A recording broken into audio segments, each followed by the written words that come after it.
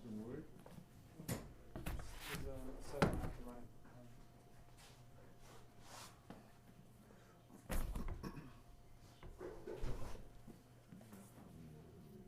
Hello.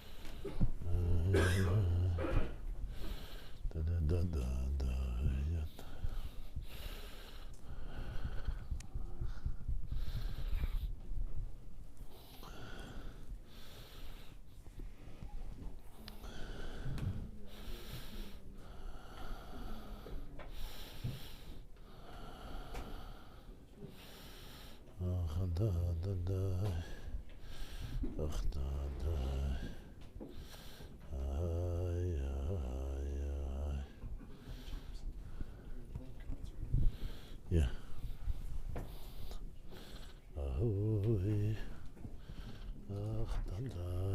Thank you. Sudas Tavis, thank you.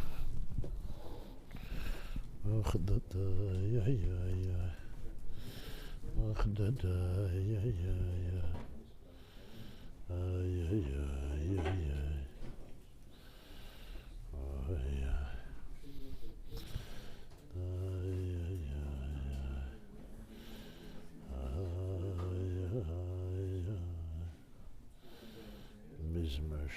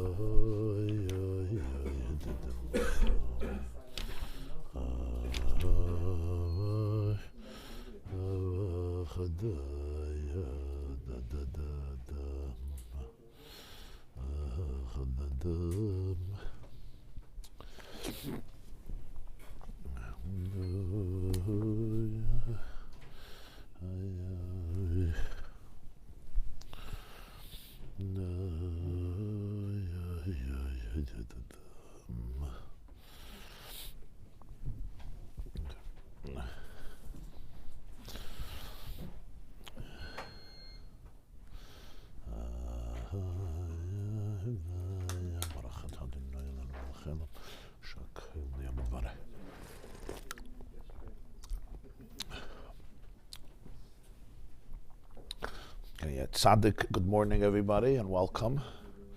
Bruchim haboyim, b'shem Hashem, berachnuchem b'beis Hashem.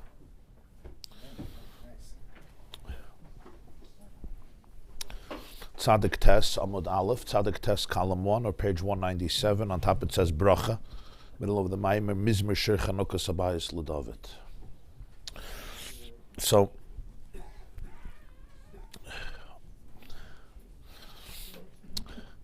after the Balatanya contributed some space to explaining Mamalik Kalalman and then to explaining Soivav Kalalman, in the previous class yesterday, Monday,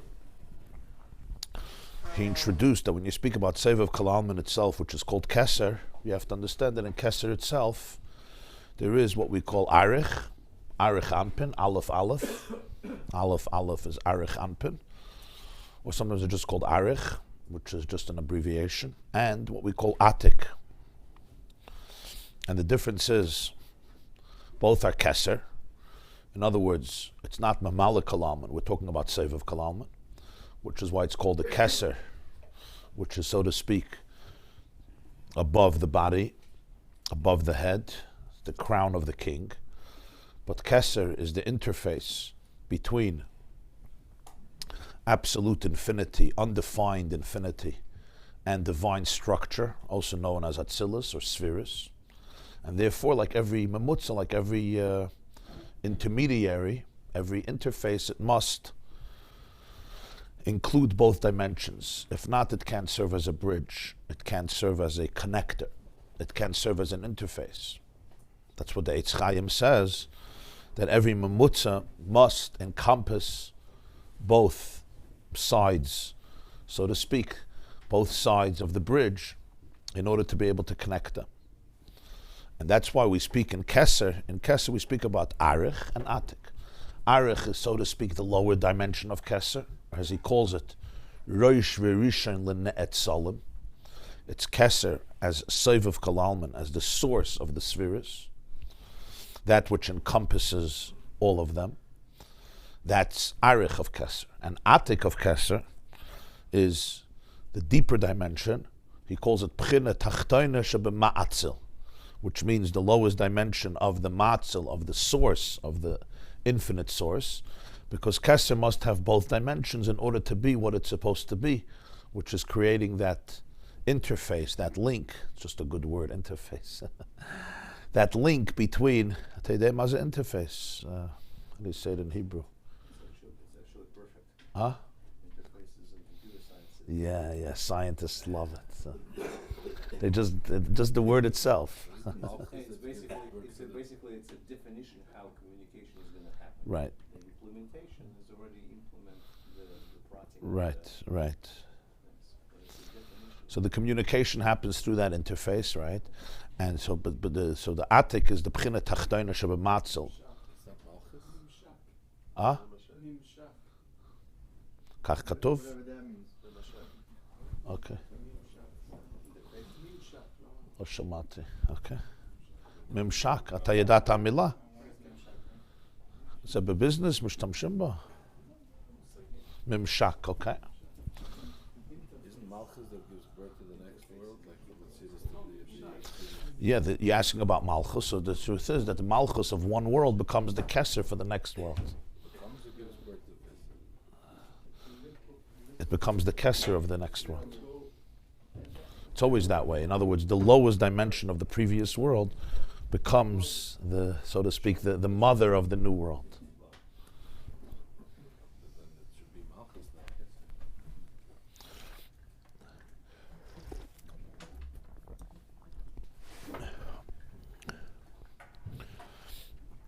This you don't even call makif. He calls it makif lemakif, because it's even beyond being a makif.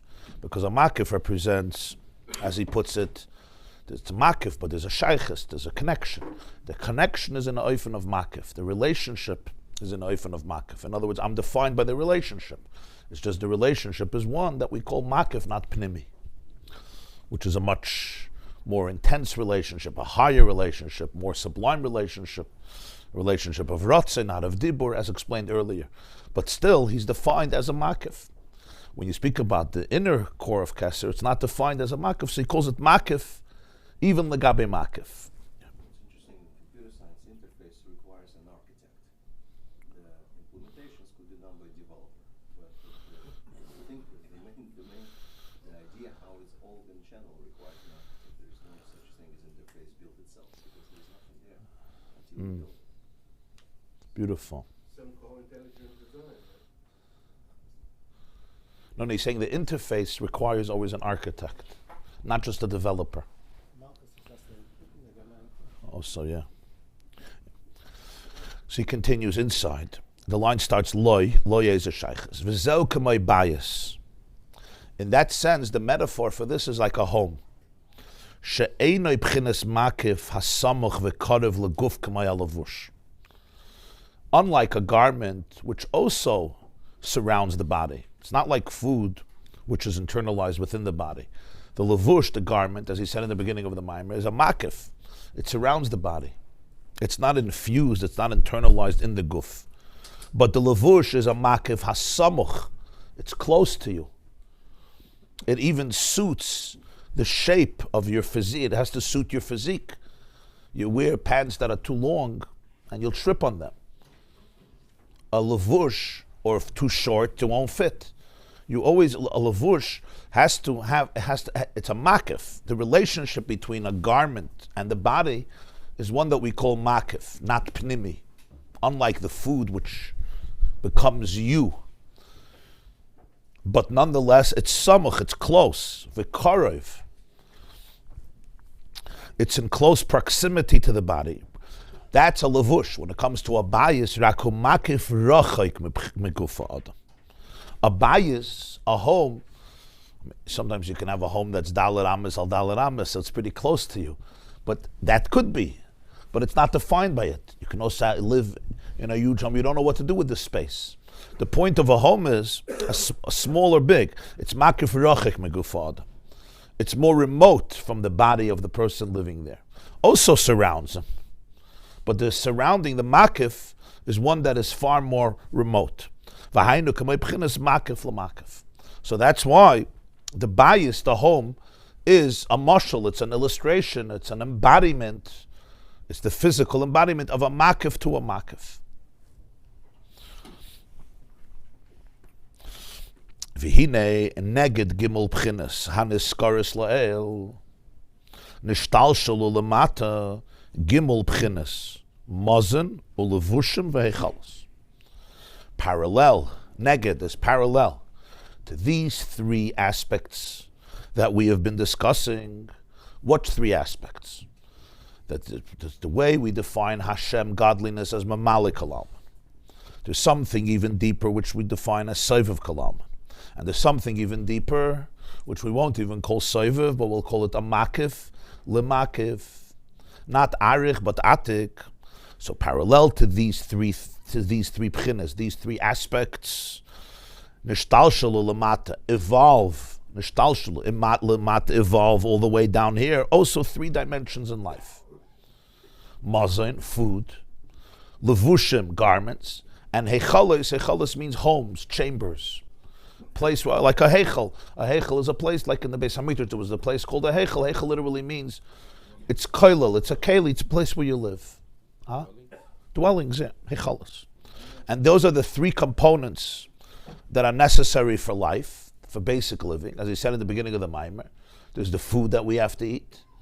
Nutrition is what keeps the soul connected to the body and gives us our vitality and makes sure there could be a continuous life in the organism, and the organism needs its food. And then there's the levush, unique to the human being. Every animal has to eat.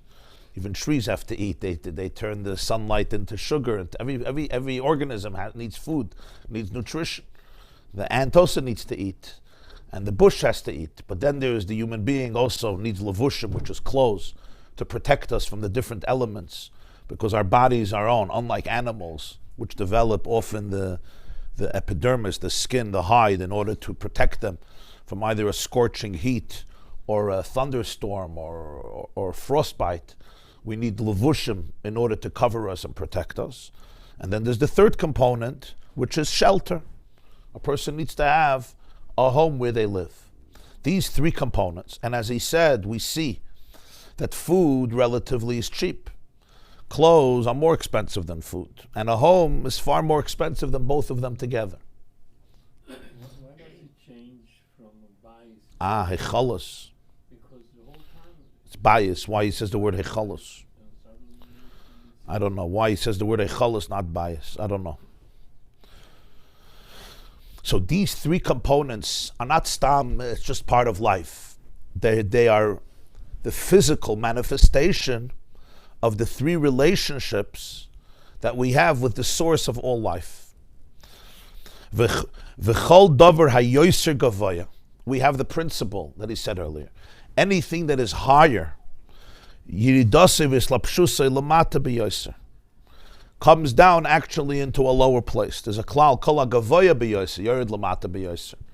That which is higher descends into a lower place, just like it's physical. Just like it's in the physical world. If a wall falls, so the higher stones, the stones on the top, will fall much further. Something is higher in a tree and it falls further. Kol hagavoya b'yoser, whatever is higher, will come down to a much lower space. So the same is true when it comes to these three components, as he will say. V'hinei mazain. What do we mean? What's the connection of these three and these three? He asked in the beginning of the Maimer that l'cha'ira, we see that food is cheap relatively. Clothes are more expensive. Home is more expensive. You would think it should have been the other way around. Why? Food is mamash your life. You can't live without food. A person can't live without food. You must have food. And it becomes literally part of the person himself or herself. The food is digested. And digestion means that our bodies, our digestive system literally transforms. It cooks. It remakes the food into something that can be converted into the bloodstream of the person and feed the reserves of fat or all the aspects that the body breaks down the food and sends different parts of the food to different parts of the body based on its needs, the way the body perceives them, until the parts of the food that we call the psilus, that the body, the garbage, that the body has nothing to do with it, and it evacuates. It evacuates it. It rejects it. Yeah, that's also part of it. That's part of the process as well. It's called avodas habirurim, as he puts it, to separate the oichel from the psilus. And in psilus itself, there's different levels. There's that which the body will still can hold on to, and then there's that which the body literally finds useless.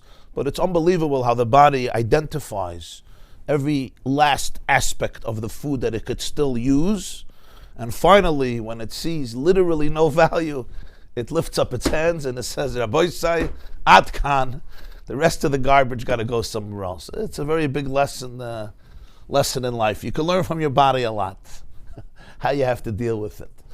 So, since that mamish becomes part of the person and he can't live without it, so you would think that should be the most expensive thing, because it's the most necessary, it's the most vital, versus garments, which obviously we need them, but they don't give us life. They're makif, they protect us, they surround us.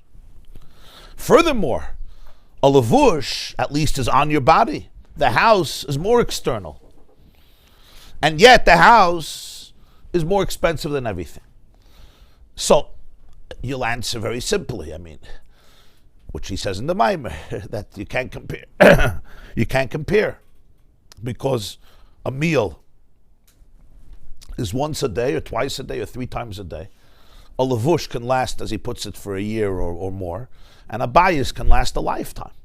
So it's not an investment for a day or for a few hours, it's an investment of a lifetime. That's true. In other words, if the mazain wouldn't have to be replenished, if you can eat once in your life, and that would do the trick, it would probably be expensive, the meal. And if you put on one garment and that's it, you stay with it for 60 years, no. And a home, that's what a home is. A home, you could live in a home for 5 years, you could live in 10 years. Some people live in the same home literally their whole life.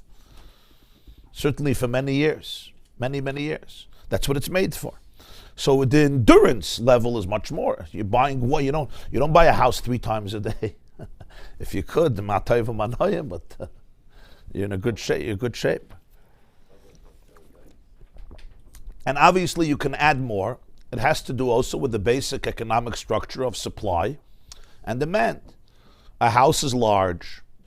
A house needs a lot of materials, which are not so easy to obtain. It needs architects and contractors. There's obviously an avodah that's needed. Garments also. You need a supply of the materials, the fabrics that you're going to get for the garments. It has to be made. It requires man work and power and design and labor and so forth. So that also contributes to it. Food, obviously, also you need the materials. And you need a farmer, and you need a harvester, and you need a processor and a developer. But in terms of its size, and in terms of the amount of people needed, and in terms of what types of materials are needed, that also contributes, obviously, to the price. These are all the facts on the ground of how civilization and society develops. What the Baal HaTanya is trying to understand is that design itself was orchestrated by the source. Life is not random. The world is not a mistake. Why was it taka created in such a way that mazoin is consumed and gone, and a few hours later you're hungry again? Some people, a few minutes later, you're hungry again and you have to eat again. And levushim endure more, and abayis endures more. So that's where he started to explain that the shayrish, you have to always go back to the root of the tree. You want to understand the tree, you have to study the roots of the tree. You want to understand the world, you have to study the roots. You have to understand the shayrish. Always go back to the shayrish, because the roots is where it all begins. The roots are the progenitors. When you don't go to the roots, you're looking at the symptoms. You're not looking at the source. It's like in medicine, you look at the external dimension of the body without examining the shayrish of it, the root. And the deeper you go back into the roots, the more clarity, and most importantly, the more healing, because you're dealing with things on a root level, on a base level. When you deal with it on a basic level, that's where real change can happen. The more external treatments are also the more temporary treatments and the less authentic treatments. The same is true with all of life, right? When somebody has an emotional challenge or an emotional struggle, you can sometimes just identify the struggle as is from a very external point of view. And sometimes that helps. When I was in camp, there was a camp mother. So any illness that any child had, she always said, here is a lassenger and you'll feel better. Yeah. But my foot hurts. You know what a lassenger is? A candy. She had lassengers, infinite. Yeah, but my foot is bleeding. Here is a lassenger and you'll feel better. Okay. Today it's Tylenol. But the point is, you can treat something, right? And sometimes there'll be a temporary solution. But if you go to the shayrish, when you go to the root, there's an expression in Tanya, Ein hadinim nimtakim ela b'sharshan. Right? The sweet, it comes from already earlier Makabalim. All the hamtakas hadinim, the sweetness of dinim is always when you go back to the shayrish. When you go back to the source, that's where you'll find all the dysfunctions, all the little movements that created it. Right? A lot of our emotional experiences in life are really based on little tiny dynamics that happened years ago, but we're not conscious of them. When you can go back there, so then when you go to the shayrish, first of all, you see it clearly, and over there, you see it from the holistic perspective. You see the whole picture. So you can deal with it in a much more powerful way. So the same is true with everything in life. That's why he says, if you want to understand these things, you have to go back to the shayrish of it. And the shayrish of it is gar lamaila, very, very high, very deep. And that's what he starts saying, that these three things, you have in olam, and you have shana, and you have nefesh, and you have in the world, and you have in Torah, and you have in mitzvahs. And that's how he started it. There's mamala kalalman, which is koyach hapayel benifel. Then there's seiv of kalalman, which is makif. And now we learned that there's atik, there's seiv of lis, seiv of makif lamakif. And that's why you have three things in this world. Mazoin, levushim, and bayis, all staples of life. They're not just trivial things. They are the essential components that a person requires in order to be able to live a functional, not just a functional, to be able to live a life. So he starts explaining. Question. In general, we've had this idea of color, for nofel, yotzer, lamata, etc., things which are mishtalshel. They were mishtalshel from other things, like higher animals, mishtalshel, lower animals. Here he's talking about mishtalshel from God himself. Sovev, makif, Yeah, in a chaname. God being mishtalshel? Are you saying well, Mamali, I wouldn't say God, divine energy, let's call divine energy, the chiyus of Hashem, the life force, the vitality, divine energy. Isn't it the opposite? This is all about man. He just defines three interfaces for man. So he defined man to live, he needs to eat food. To interact with others, man to man, he needs clothes. And to interact with men in society, he needs vice. So it's still you do. Most of the time. Sweden maybe don't need clothes, but No, I'm saying you need clothes. Well, there's the element of clothes that's sneeze, you mean? That too, yeah. No, but it's He- interesting. That's how other people perceive it. Protection. Huh? You mentioned protection. And protection. Cold or even, yeah. It also protects from heat. Sunburn, scorching heat, yeah. V'hine mazon shehu chiyus pnimi nimshach b'chinas mamala kol alman. Mazon, food. What is food? Food is mamish, the physical manifestation of mamala kol alman. The best mashal for mamala kol alman is mazon. Because what is mazon? The whole inyan of mazon is it becomes you. It's not anymore two separate things. You don't walk around with food in your system. Once the body does its work, the food literally became part of you. You can't recognize anymore, oh, that's the potato in my system, that's the vegetable, that's the cucumber, that's the fruit. I mean, sometimes if you eat real garbage, you can identify it in the system because it remains distinct and separate. But true mazon, it becomes a chiyus pnimi, meaning it's completely internalized. It becomes the definition of the person's bloodstream, the definition of their life. So this is a manifestation of mamala kol alman. V'lachein yesh kama taimim v'kama gvanim. And that's why there is such diversity in foods. This is fascinating. There's such diversity in foods. Every food has its own unique flavor, its own unique tam, its own unique taste.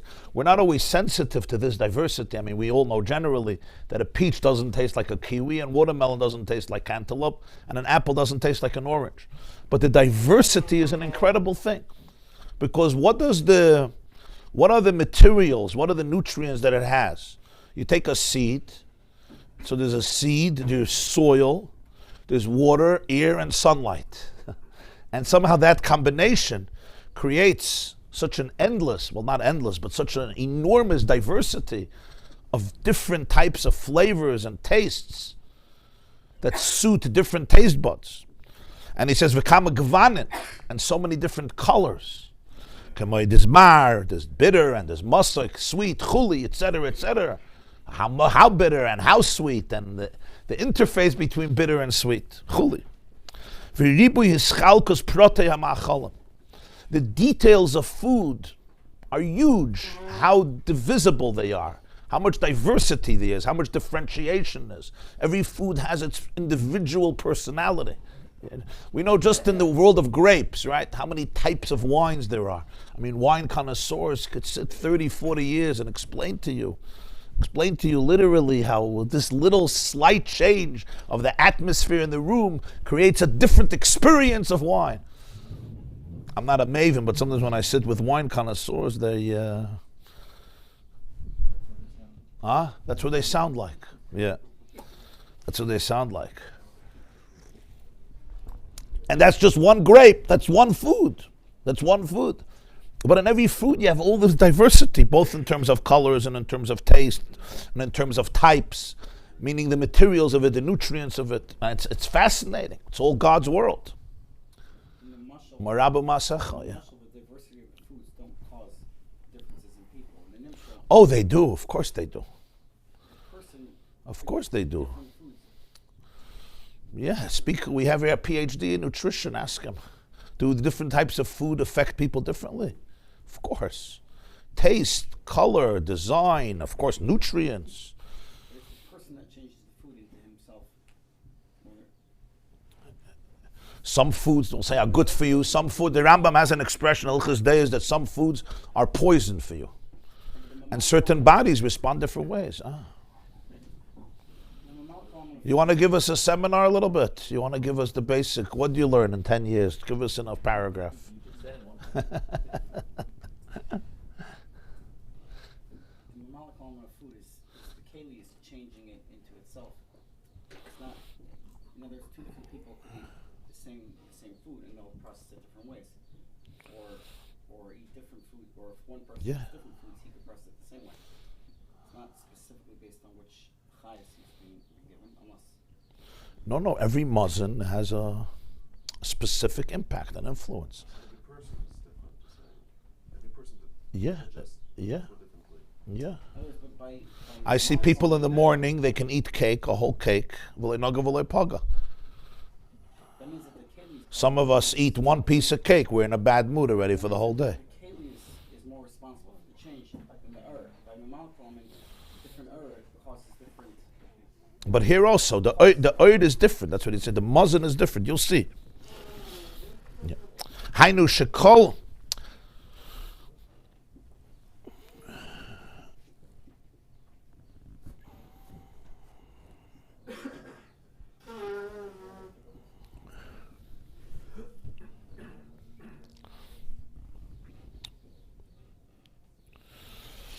I don't know what it means, shekol is. Hainu, so it says, V'dibu yischalkus protei ha'machalam, hainu.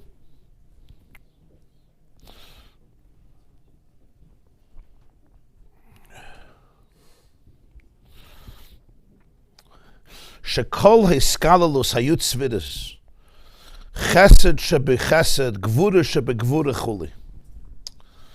Because Mamalik al-Almin is always about endless diversity. Because when you speak about spheres, so the spheres are diverse, but each sphere encompasses all the others. So that creates so many different combinations. Because you'll have chesed, and as we explained, there's chesed of chesed, and there's gvura of gvura, but there's also gvura of chesed and chesed of gvura, and so on and so forth. So the 10 are not just 10. Right? The 10 become 100, because each of the 10 has 10. And those 10 become 1,000 because you'll have gvura shebechesed, and so on and so forth. It's endless. And therefore, you have so much diversity in creation. Because the divine energy of Mamalik al-Almin, it starts off with Asara Mamaris. But there's not only 10 things that exist in the world. Asara Mamaris are generic, they're general. But then you have the letters of the Asara Mamaris develop in so many different ways to create every nuance, detail that exists in all of the cosmos and the entire existence, physically and then in the spiritual worlds as well. And this is the reason that Amazon Yeshloi Kiloyin, that the mazon food gets consumed. Kiloyin means it seizes, it gets consumed, it gets subsumed in the body, and kiloyin, it ends. It's a certain amount of gas and fuel that allows the engine to run, but at some point you use up, it gets depleted. You use up and now you need more energy. And we know that the human body, the body takes the energy of the food, allocates it to those parts that need different parts of energy. I mean, the brain itself consumes an enormous amount of the energy. And then there's the other parts of the body that need energy. And what happens now? The gas is finished. You have to replenish it. It got depleted. Yeshloi kiloyin. What's the reason for this? Because it's me'or pnimi hamalubash mugbal b'kelim. Because since it's a type of that's a pnimi, it becomes internalized, manifested, and limited within the vessel. So therefore, the vessel contains it. The vessel uses it. It becomes completely one with it. That's why down here, that's why food is a type of thing that becomes completely unified with the human body, with the human organism, and it becomes his internal or her internal life, because its spiritual shayrish is p'chinas mamalik kalalmin, what we call koyach hapoyel benifel. The koyach of the poyel, the koyach of the creator, that is imprinted and constitutes the very definition and makeup and composition of the one who was created. V'lachein, and that's the reason. Heim yoser b'zoil. That's the reason it's cheaper. Ve'enam hechireichim kol kach b'minei mat'amim she'efshe b'pas chareva. That's why it's cheaper. That's why you don't need the whole diversity of food in order to live. People like it, but you can, as the Mishnah says, you can have pas chareva. You can have dry bread for survival. In other words, what's important is that there is mazon. As the Mishnah says, a person can live with bread and salt. A person can also eat very many delicacies, constantly. The Gemara says about Rabbi and Antoninus, Rabbi Yehuda Nasi and Antoninus, the Roman emperor, that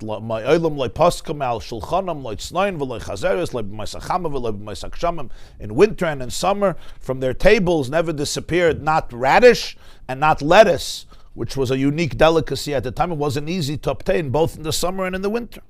But the point is, the source of the food is koyach hapoyel, the divine energy that comes into the nifl. It infuses the nifl. Shehu mebchinas gvul v'kli shemugbal b'keli. This type of oir we generally call oir hagvul. It's an oir of finiteness because it goes into the vessel. It has to match the vessel. It has to be suitable to the vessel. Because what is the definition of this light? The definition of this light is the light that is grasped by the vessel and experienced as the vessel. It defines the very experience of the vessel. So it's all about the vessel, it's all about Hakabal, it's all about finiteness. So the properties of Mamalik Kalalman, the way they're manifested in a physical world, will be manifested in the properties of food.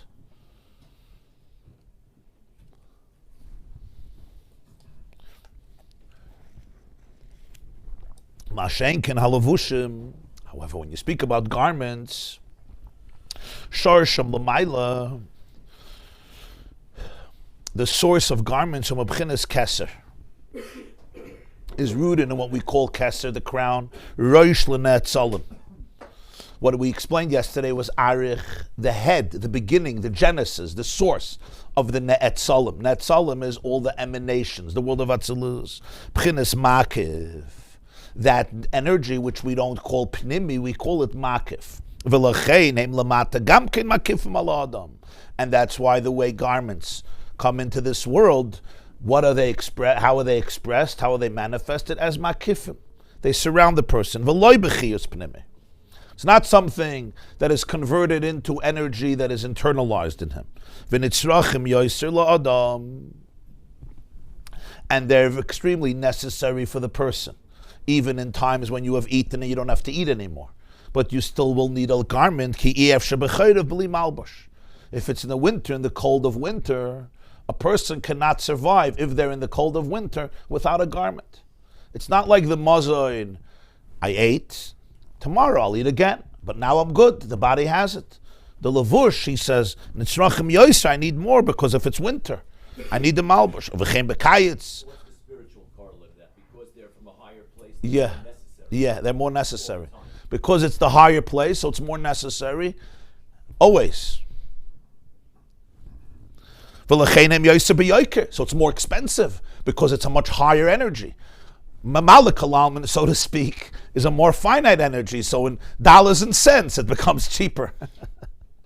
It also has endless diversity. It also becomes consumed and depleted because it's mugbal, it's limited. And anything that's limited has to be replenished. It feeds you, the oxygen is depleted, and you know it because the definition of the oil is that it's mugbal, it's finite. So all the properties of food represent the properties of Malak al-Alman. And it's cheaper because it's, so to speak, a lower oil, and you don't always need it.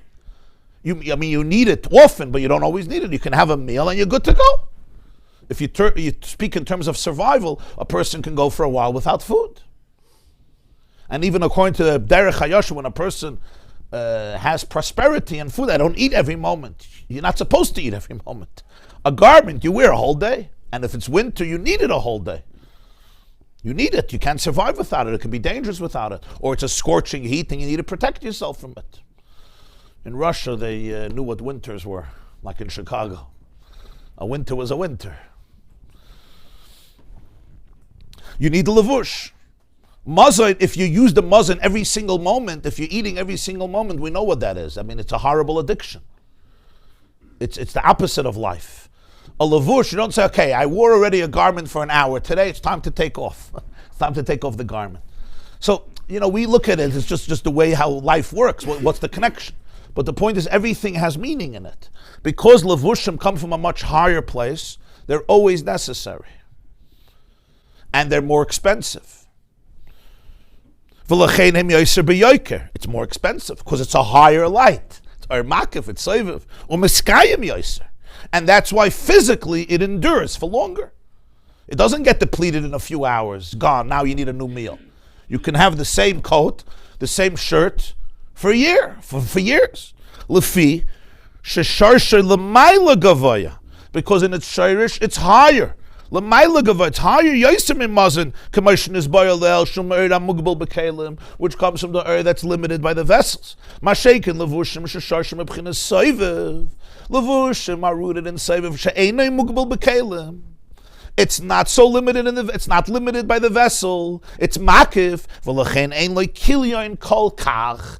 That's why it will not get depleted so fast. Yes, he says kol kach, not so much, because after some time, the garments will also decompose or rot and become not become usable, become torn or shreds or rags, as we see. You wear the same pair of shoes for a while. Ultimately, it could take a couple of years. There'll be a killion, but ain't like killion kol kach. Why? Because what type of oil is it? It's not the oil that's mugbal, that becomes limited in the vessel. It represents something that's infinite, soiv kalalman, and hence it doesn't cease so fast. Then you have something else. Then you have batim, homes. Shehem rechoikim yosem megufot. These are even more remote from the body of the person. Not only is it not inside, it's not even on the outside of the body. It's not on the body at all. Shorsham l'mayla, the shirish of bias, hu mebchina tachtoina shebematzel. The shirish of bias is from what we called atik, the lowest dimension of the matzel, of the Ein Sof, which is the source beyond Atzilus. Levushim are rooted in what he calls keser roish l'ne'et solim. Bias is from the Ma'atzil, which is beyond the Ne'et Solim, not those who receive from Atzilus, but the source, the Ma'atzil, the generator of Atzilus, that's what it's rooted in. Shubchinas Makiv de Makif, Commissioners Boilel. This is what we call a Makif, even relative to Makif. V'lechein Yorda Lamato. And since it's so high, the way it comes down is b'madrega yosa tachtoina. What do you build a home from? Avonim. Stones, offer, earth, pchinis doimim, which in the hierarchy of our planet, this is called doimim. Doimim means the lifeless matter, the inorganic matter, the silent matter. Doimim from the word vayidoim. Mashenkin levushim, heim pchinis tzomeach. Most garments, you don't create garments from rocks and earth, let's hope not. You make levushim from tzomeach. For example, the most common was pishton, which is cotton, linen, which grows, pishton. Why? Tzaimeach is organic life. It's produce. It's that which grows. In the hierarchy of creation, tzaimeach is above daima. But that's the point. Because bias is rooted in a higher place, so it's manifested in a lower dimension, avonim and offer, stone and earth. Levushim are also rooted in a high place, but not as high as bias. It comes down, not in such a low place, in Semeach, which is higher, which is where you get levushim from.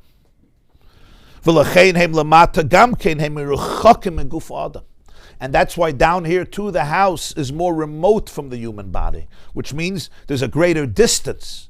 Even levushim have a distance relative to food. Food goes into you. Garments don't limit themselves that way. They don't restrict themselves to become part of your inner system, but they're part of your outer system. They're part of your external confinement. But a bias is not even part of your system. It's its own thing. It's beyond the body. Interesting. And in a way, you need them more than garments. What's pshat? A person can take off their clothes once in a while. True. We spoke, you don't eat every moment. You eat once a day, twice a day, 3 times a day, and that's it. Genug. Garments, you can wear all day, but there's a point where a person takes off a lavush. He says you need it in the cold. You don't need Huh? much in the summer. You need it in the cold, yeah. And if you're sitting in a place where it's not so cold, right? You have a fireplace, you have an oven, whatever you do. A person needs to go to bathe. The person takes off their lavush. There's other situations where a person takes off their garments. Even according to halacha, you have to take off your garments. Hu bevigdoi, he bevigdoi, yotzev yitinsuv, etc. But when it comes to a bias, yosin etzrachim la'adam. Now, when he means more necessary, he doesn't mean that you're gonna die without it. But he means ki ef shelader beloy bias afrega. It's interesting that when we speak of people, the homeless. The homeless. We gave a title to people Yes, that have no yes, body. We don't yes. speak of, Right, the homeless. They have their own category. He's not saying about you need to be in the house. No, you don't need to be in the house. You have to have a house. You have to have a house. That's what is fascinating. Person can't live without a home even for a moment. Yeah. Even if I'm outside, a person could be outside. You could take a walk, you could take a hike, and you could be out. But you're not homeless. You have a home. And it makes a big difference. It's not like we say, what's the difference between a person who has a home or doesn't have a home? It's a technical thing. It's not a technical thing. The Gemara says in Yevomis, Kol mi shein lo bayis einoi adam. It's part of the tzir adam. What's the connection? Why? A person has a house. A lot of people are not home for very long times. They sit in the office a whole day and half the night. So they have a place.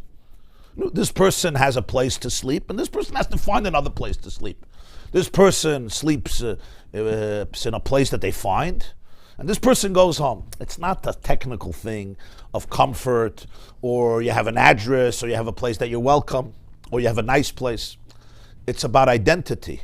Kol mi she'ein lo bayis einai adam. It's a tzir adam. That every moment of life, you could be on a plane for 30 hours, but you have a home. You have a place called home. It's 24/7. To have a place called home is essential to identity. Yeah. So what's the relationship between that and We'll soon see. Very good question. The Gemara says in Shabbos about Rabbi Yossi, yeah? My oilam loy karasi ishti ela beisi. He used to call his wife his home. We'll soon see what that means. But it's connected, obviously. The Maimon will discuss that later.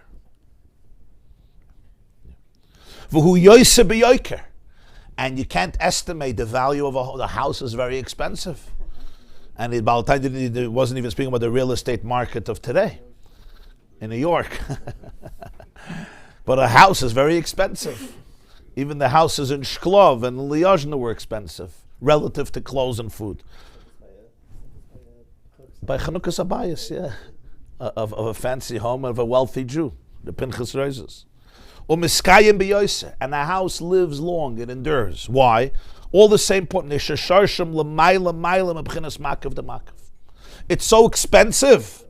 Its price is so high because spiritually it represents something that is priceless, that doesn't even have a price tag. Thank God, well, sometimes in Manhattan it also seems that way, that it's priceless. But thank God in the physical world it can't mamish be infinite. So you pay for a garage $500,000 if it's Brooklyn. And for another house you pay millions of dollars. But what's the point? The point is that the yoker, the preciousness, is just a physical manifestation in dollars and cents of what you're dealing with. It's something the person can't live with. Can't live without even for one moment, even if they're not there physically because you're outside. Because it's the makaf l'makaf that is always there, because it's a deeper place that you can't leave, even if it's not so conscious. And it's something that will not get depleted, never. I shouldn't say never, but it lives for many, it's designed to live for many, many, many years. Why? Because it's completely from the realm of infinity. So even legabe levushim, it's a much more deeper level of infinity that doesn't cease, doesn't get depleted, doesn't get used up. Infinity can't be depleted. Infinity doesn't have to be replenished. Finiteness, if you have a finite bank account, you have to replenish it, you get used up. Infinity doesn't get used up. Because the shayrish is makav the makav. You said that houses usually are built from din, inanimate, He says avonim or offer. and clothing usually from. He says it's a meach. I mean, you have also clothing, obviously, from wool, fleece. Today's Huh? age, What? Wool, from a keves, from a sheep. in today's age, That was more expensive, though. That was much more expensive. in today's age, a lot of clothing comes from synthetic material. Right, I know. Does this mean a higher madrasa? So, this is not made out. Your jacket is made from synthetic material. So you want to know if your jacket is a higher madrega. Closer to machine. the original begotten from Adam, Echava, what Kosnas orva yalbishem. leather, right? Well, first it says vayachgiru ale te'ena. The first thing they put on was leaves of a fig tree. That's the first thing they put on, which was tzemeach. Later it says Hashem made for them kosnus with an ayin, which is leather, yeah, which is of course from animals. It's funny because they weren't even allowed to eat animals, but they're wearing the animals instead. Well, God made for them kosnus so if He made it for them, He probably had some access to vegan oil. I understand that, but Or maybe synthetic. Ich weiß nicht. I don't know. I hear. Doesn't sound like he slaughtered an animal and made oil to make it for them. It could be it was that fabric, that material. And the Medrash says, "B'toiraser shel Reb Meir matzu kosnus oil with an aleph." In the Sefer Torah of Reb Meir, it said oil with an aleph, not with an ayin. Tunics of light, not of leather. The question, of course, is how could a mayor change a Sefer Torah? You change one letter, it's apostle Sefer Torah. Does it mean literal? Does it mean spiritual? So Balatanya explains that Reb Meir saw in Ur. In Ur with an ayin, he saw a light, he saw Ur. But when you have food also. We have food from Tzemeach, right? But the food of Shabbos and Yom Tov, the Gemara says, Ein simcha ela b'basar, that's from Chai.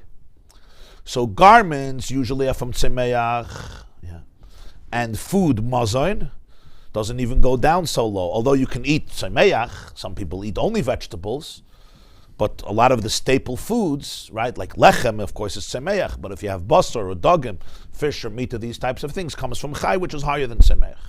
So kol hagavaya b'yoser, the bias, which is rooted in the highest place, comes down all the way to daimim. Levushim comes down to tzemeach, and mazon comes down to chai. Even though over there's an interchangeable dynamic.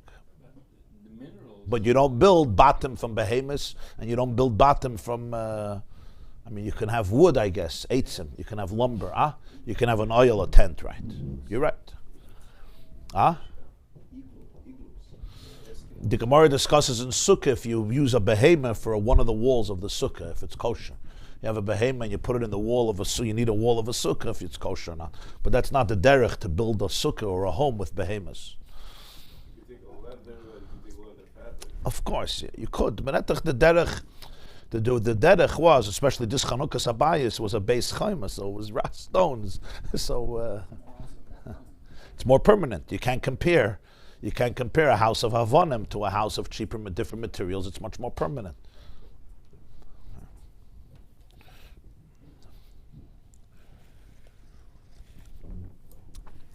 Okay, we'll be mafsik.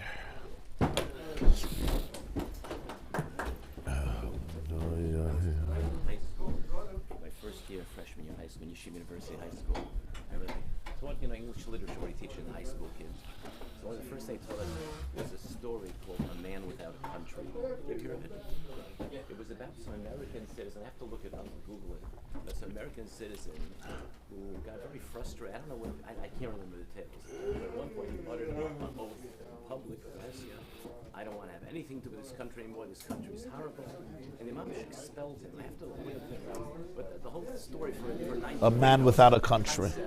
Of not having a home. But just interesting that the homeless became such like a cat. Homeless. It's a shame tarya. You don't say a person without food, a person without clothes. A homeless man. But I still was struggling with, we said, that there's a hishtalshalus from divinity that God himself is mishtalshal down to or are we saying it's just aspects of how we relate to God? The b'chinos. Yeah, it's b'chinos, how we relate. Yeah, how we relate. Because otherwise we always have the animals and the srafim. Yeah. It's really the concept of the relationship and how Hashem is one. Right? Mamale, Soivev, Atzmos, it's all one. But it's how we the b'chinos is what's mishtalshal. It's different aspects of the divine light that are manifested in our experience and allow the world to operate on different levels and different layers of consciousness. Yeah. That's really, when we speak about levels, that's what we're talking about. It's not, there's three pieces in him. He'll look in the mirror, okay, this is Mamali, it's all one, it's indivisible. But it means in his interaction with the world, let's put it this way. if a person is in a state of mamale, just to give you, if you pour water into a red cup, the water looks red. A green cup, it looks green. It looks the water is the same, right? But my retina is experiencing a different color. Now, the physics of it are also fascinating, but the mashal is not a bad mashal because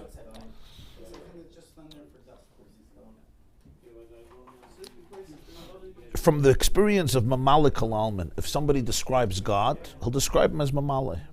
From the experience of Soviv, he'll describe him as Soviv. And that's a genuine experience. And God allowed for godliness to be manifested and experienced this way. You understand what I'm saying? That's what creation is. That's what creation really is. Creation is allowing for the universe to experience itself and its creator in so many different ways. And we spoke yesterday about Aruch Anpin in Attic. Yeah. Aruch Anpin, yeah. Aruch Anpin, is that in contradistinction, for example, to Zeir Anpin? Yeah. Zeir Anpin is Mamale. Isn't Zeir Anpin? That's the Midas. Out the Malchus? Right, yeah, the 6 Midas, which is all part of Mamale. That's what he says. The spheres themselves are structures. They're Kalim. Aruch Anpin is the long face. It's basically, and that's the point, Aruch Anpin is the long face, Zeir Anpin is the small face. So this becomes the interface. You know, sometimes you look at yourself in those mirrors and they stretch you or they diminish you. You have the whole face there, but it's in miniature form. So Aruch Anpin is manifested in Zeir Anpin in miniature form. Yeah. Zeir Anpin, yeah. The small face versus the large face. Aruch Anpin, Zeir Anpin, yeah. Yeah, Hatzlacha Rabba.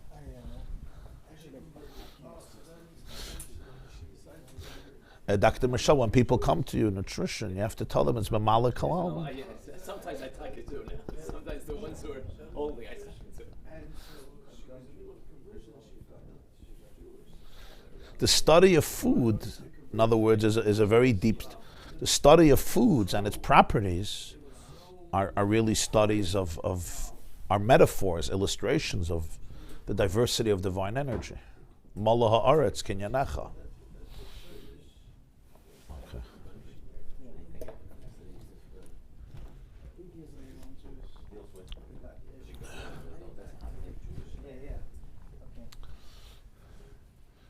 There used to be a lot of alternative doctors who put people on water fasts. They only have water. Only water. Up to 30 days, 40 days, as long as it was 90 days. And the simon, when they would start eating again, was when they would get hungry. And they had tremendous refuahs from a lot of different things. Because they ate according to this real system of the body. And that means you eat when you're hungry. You don't eat when you're not hungry. You don't eat to distract yourself from stress and pain and you're tired and you're overwhelmed. But then you're abusing yourself and you're abusing the food. The food is really a source of energy to give vitality. It's the gas of the engine. And you use it when you need it to fill up. And when you squander it, you're both abusing the body and the food too. Yeah, we've seen when we do cleanses. In halacha, it says you bench till digestion. How do you know when you digested? So the klal that Chazal gave is when you become hungry again. Yeah. So in the halacha, they get into calculations when that is exactly the time. But the original definition of ikul, of digestion, is that you're not hungry. You're not hungry. Once you're hungry, once you're feeling hunger pangs, that means there is full digestion. So that definition is a very important definition. A lot of people don't experience hunger. They don't know.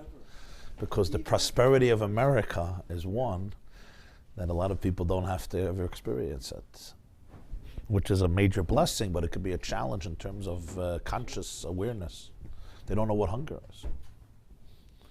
Because they're already eating. I had friends that did 40-day juice fasts. They had big pimples come out on their face, toxins were coming out. And it all got healed, yeah? Oh yeah, it was toxins coming out. You need a detox. They push it need a detox. And these were They need a detox, yeah. Okay. No, he's speaking about the juicing, the juicers. Fasting is healthy. You say that once in a while. To a certain degree, huh? It's healthy to fast. Yeah. Totally. No, the body is a very serious vessel. It's the most magical vessel in our world. You have to treat it with derech eretz. When there's not food being put in for a period of time, then the body starts consuming its tissues. Tatafasta?